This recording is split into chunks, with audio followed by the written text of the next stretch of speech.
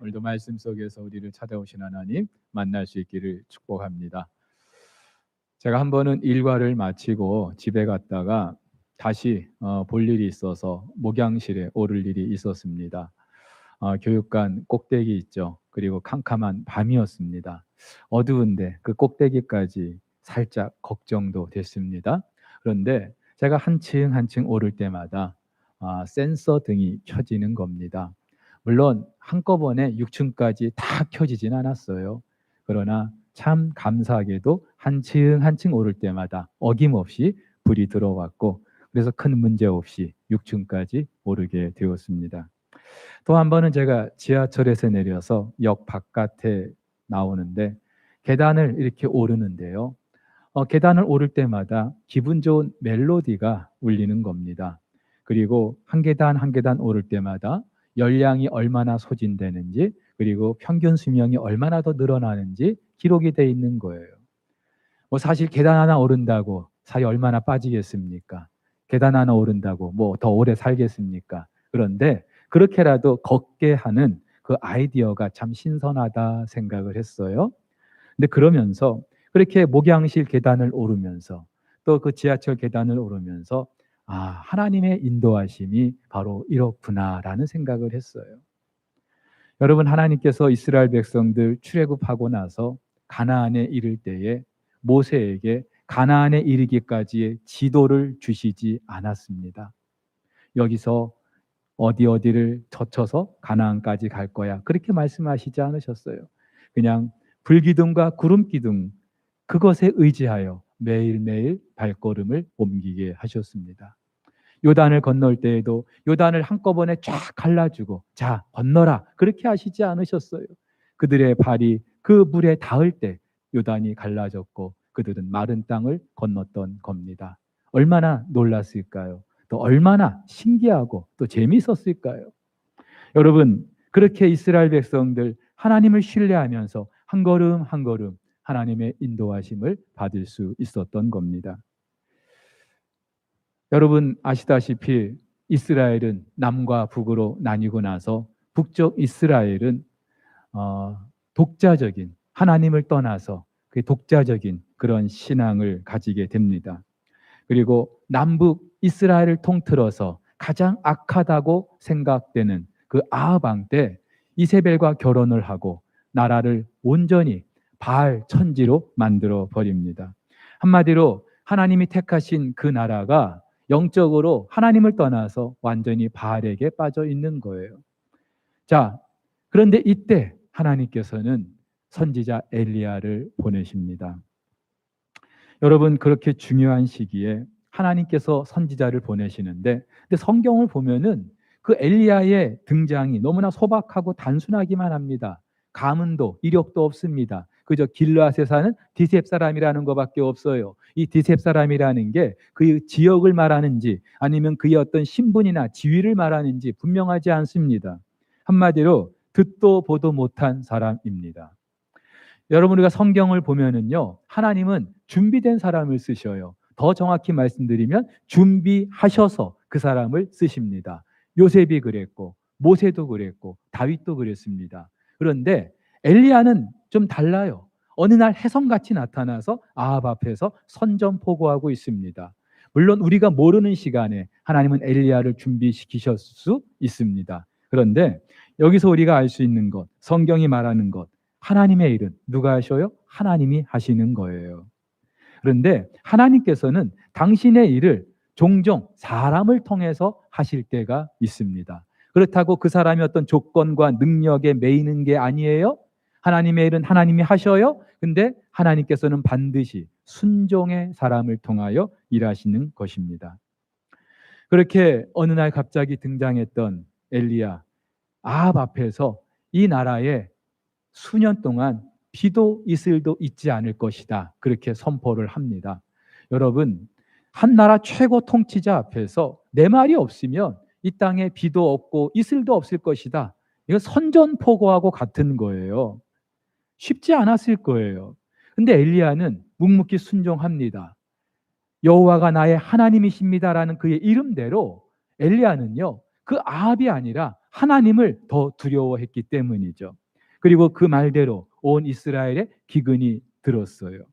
당연히 엘리야의 그 신변도 위협을 받았겠죠. 그래서 하나님께서는 엘리야에게 너 그리 시냇가에 가서 숨어라. 내가 그곳에서 까마귀를 통하여 너를 먹이겠다 말씀하십니다. 그러자 엘리야는 그 말씀에 또 순종해요. 그래서 아합을 떠나서 그리 시냇가에 가서 숨습니다.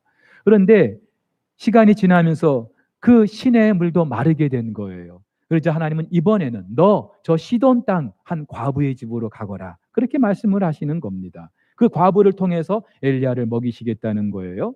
여러분, 시돈은요, 바알의 본거지입니다. 그래서 이 아합의 아내 이세벨도 그 시돈 땅 바알을 섬기는 제사장의 딸이었어요. 자, 그런데 그 바알의 본거지에 아합 앞에서 선전포고했던 하나님의 그 선지자를 그곳으로 보내시는 거예요.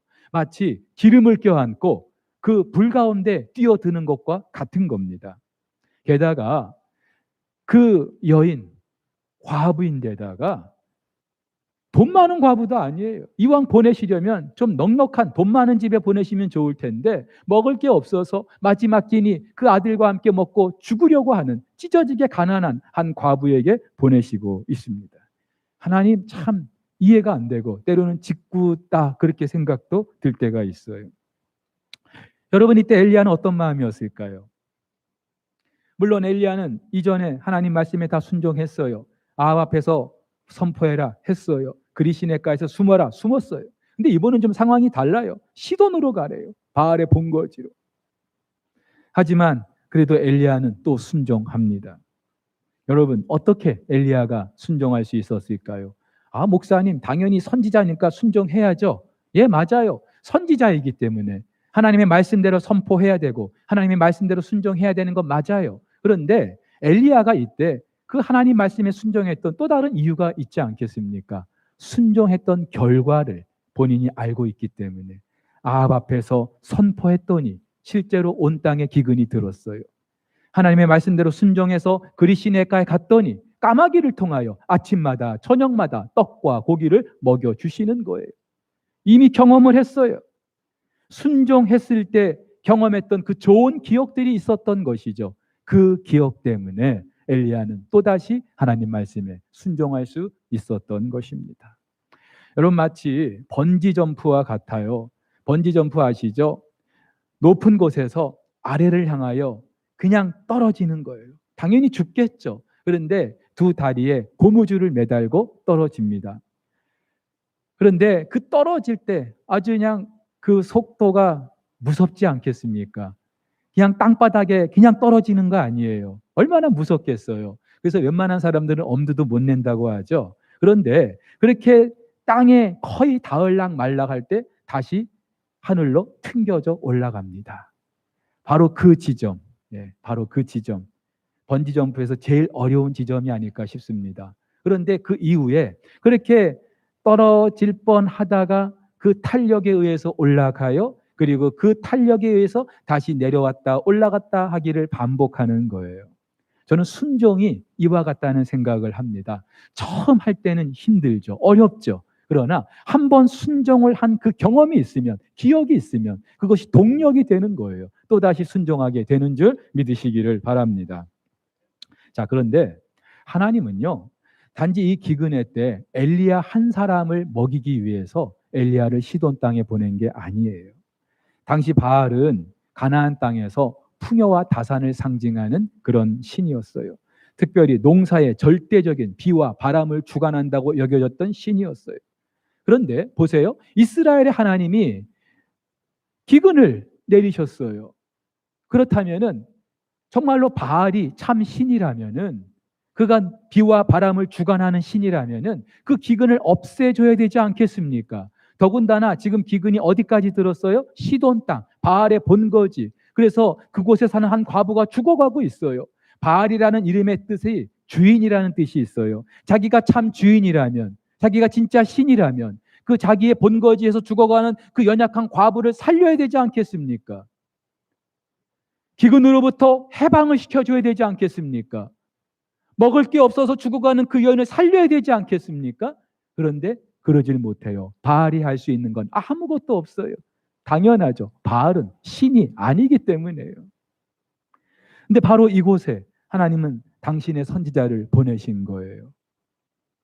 한마디로 적진의 그 땅에 들어가서 그 심장에 비수를 꽂는 것과 같은 거예요. 봐라, 누가 하나님이냐?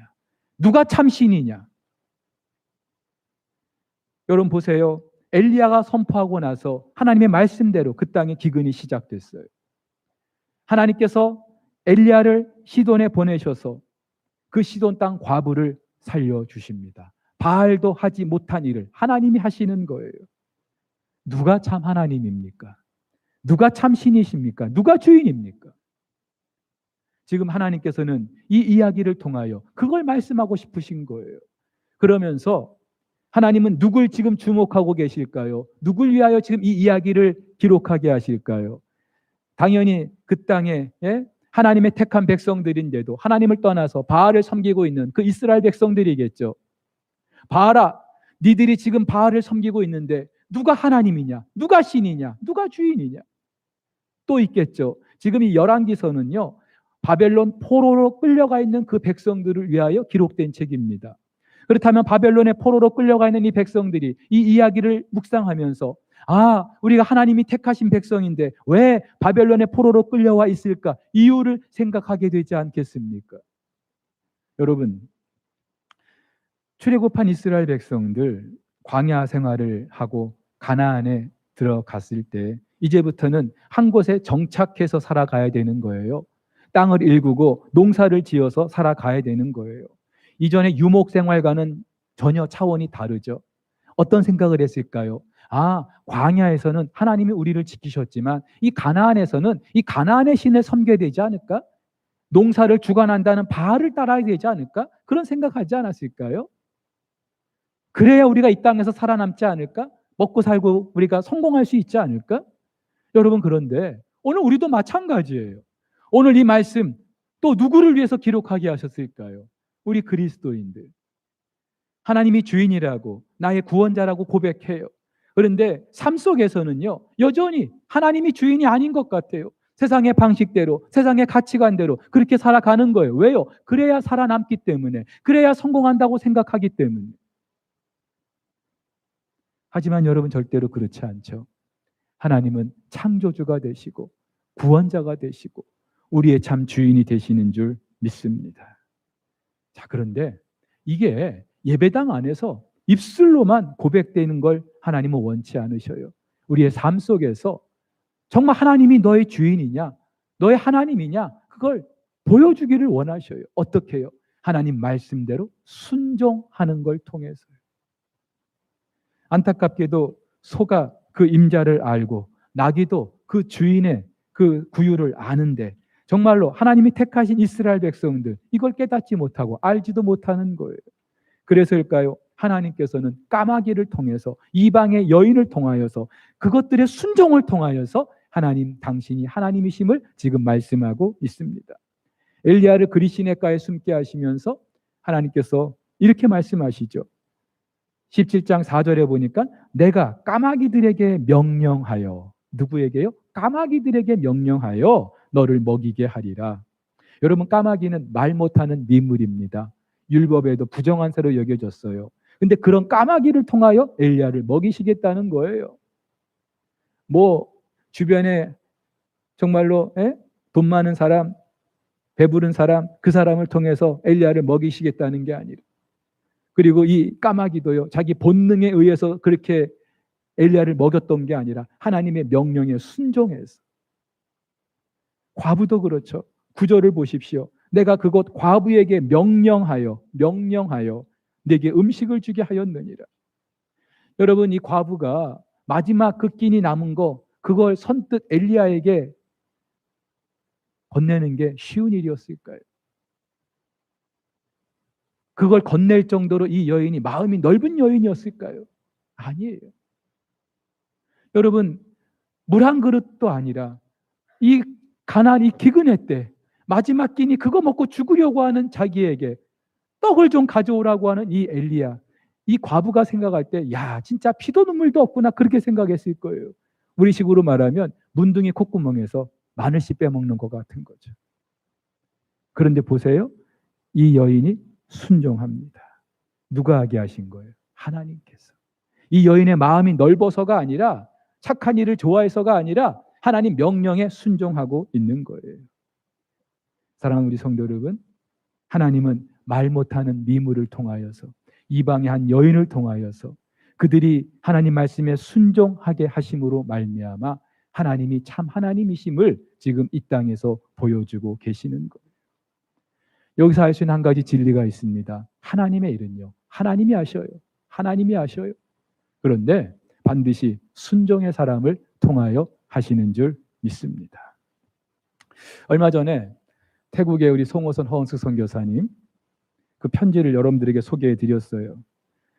파송될 때 참 감사하게도 한 자매가 그 자기 집을 예배 초소로 내놓았어요. 싱가포르에 살고 있는 자매인데 그 집을 예배 초소로 내놓았고, 그래서 우리 선교사님 지금까지 그곳에서 예배 초소로 사용하고 그 영혼들을 섬겨 오셨어요. 그런데 그 자매가 결혼을 해가지고 그 집에 들어와 살겠다는 거래요. 그러니까는 그 집을 비워줘야 되잖아요. 그래서 선교사님이 그 처소를 구하기 위해서 우리에게 기도 부탁을 해왔어요. 당연히 비용도 발생하겠죠. 그런데 최근에 두 분의 집사님이 꽤 많은 금액의 헌금을 하셨어요. 돈 많은 분들에게 뭐 그 정도 액수, 큰 돈 아닐 수도 있어요. 근데 제가 보기에도 그분들 넉넉하지 않아요. 어떤 집사님은 은행 대출금을 갚으려고 준비했던 돈을 보내셨다고 합니다. 여러분, 하나님 참 이상하죠? 코로나로 어려운 이 시국에 좀 있는 사람 마음을 감동시키셔서 큰 돈 척척 헌금하게 하시면 얼마나 좋아요. 근데 왜 그렇게 어려운 분들 마음을 감동시키셔서 그렇게 순종하게 하시냐, 이 말이에요. 근데 이게 하나님 일하시는 방법이거든요. 저는요, 그분들의 그 헌신이 그 선교지에 놀라운 열매로 있게 될 줄 믿습니다. 그리고 하나님께서는 이분들의 그 헌신을 정말 놀랍게 갚아주실 줄로 믿습니다. 오늘 과부가 그랬거든요. 그렇게 마지막 남은 끼니, 아들도 아니라 그 낯선 선지자에게 바치게 되는 것, 절대 쉬운 일이 아니잖아요. 용기와 결단이 필요한 일이잖아요. 근데 하나님이 이 여인에게 이렇게 말씀하시죠. 이스라엘의 하나님 여호와의 말씀이, 나 여호와가 비를 지면에 내리는 날까지 그 통의 가루가 떨어지지 아니하고 그 병의 기름이 없어지지 아니하리라. 그리고 16절을 보니까 그 말씀대로 기근이 끝날 때까지 그 통의 가루가, 병의 기름이 없어지지 않았대요. 하나님 하시는 일이 이런 줄 믿으시기를 바랍니다. 여러분, 그런데 여기서 하나만 우리가 생각해 볼게요. 하나만 더 생각해 볼게요. 여러분, 이 여인의 집에 그 통의 가루, 병의 기름, 기근이 끝나는 날까지 꽉꽉 채워져 있었을까요?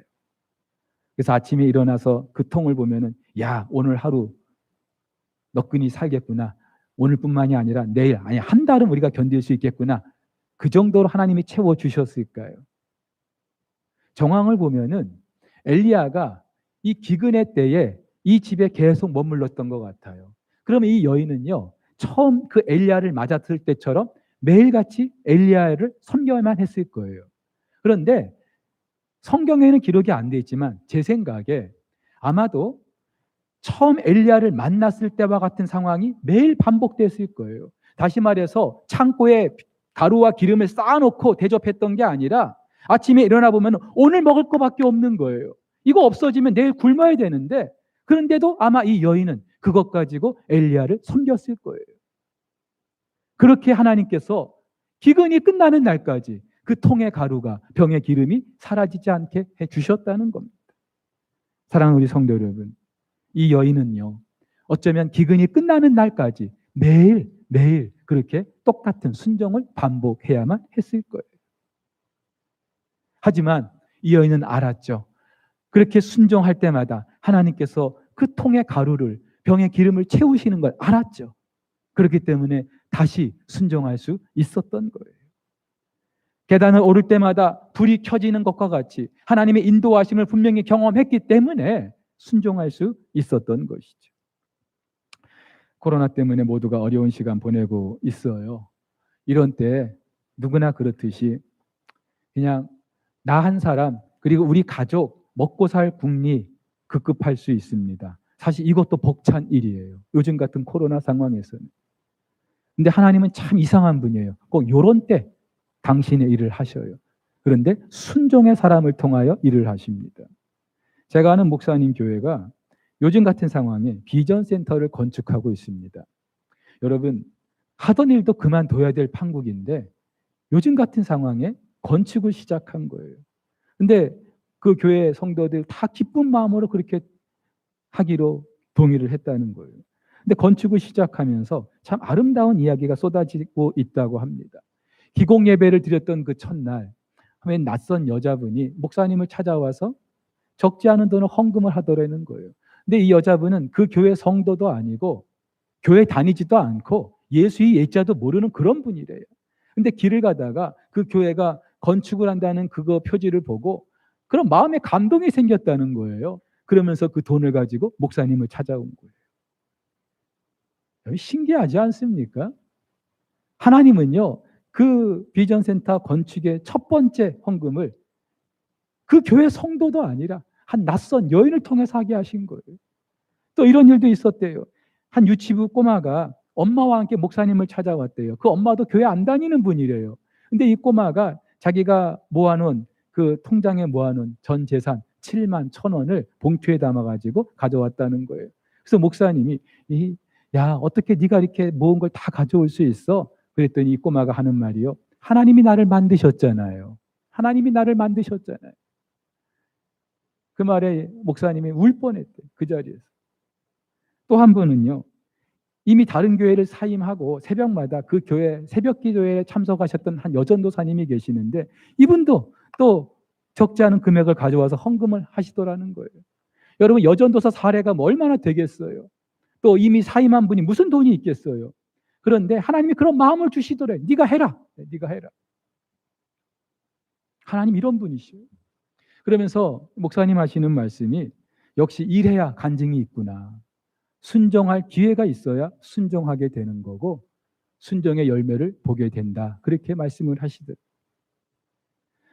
여러분 그렇죠. 제가 앞서 소개해드린 분들도 그렇고 오늘 본문의 과부도 그렇고 참 귀한 헌신입니다. 귀한 순종이에요.